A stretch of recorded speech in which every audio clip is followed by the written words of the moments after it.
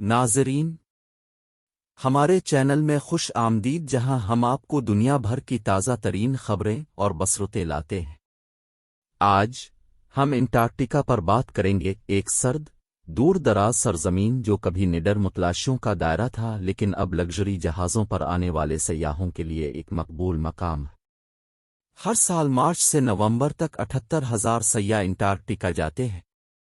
اگرچہ یہ چھٹیوں کا ایک دلچسپ انتخاب لگتا ہے، لیکن یہ نوٹ کرنا ضروری ہے کہ ہر سیاح اپنے سفر میں 5 ٹن کو 2 بناتا ہے، جو انٹارکٹیکا میں موسمیاتی تبدیلیوں کی وجہ سے پیدا ہونے والے بہت سے مسائل میں حصہ ڈال رہا ہے۔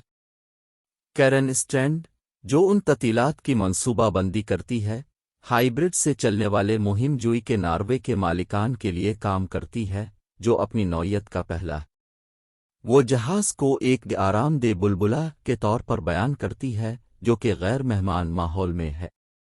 جبکہ جہاز آرام دہ ہے، گاہک اب بھی تلاش کرنے والے ہیں، اور کارکنان علاقے میں تشریف لے جانے میں ان کی مدد کے لیے ہمیشہ موجود ہیں۔ پال رینہام، جو جہاز پر بھی کام کرتے ہیں، بتاتے ہیں کہ انہوں نے اوپر جانے والے راستے کے لیے ایک زنگوزنگ سیٹ بنایا ہے، اس لیے مسافروں کے لیے پیدل چلنا آسان ہے۔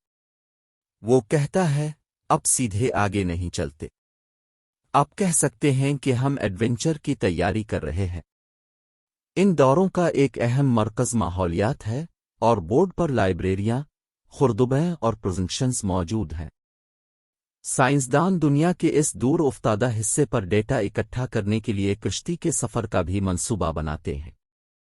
ایلیسن کسک، ایک سائنسدان، بتاتے ہیں کہ مسافروں کو دنیا کے اس خطے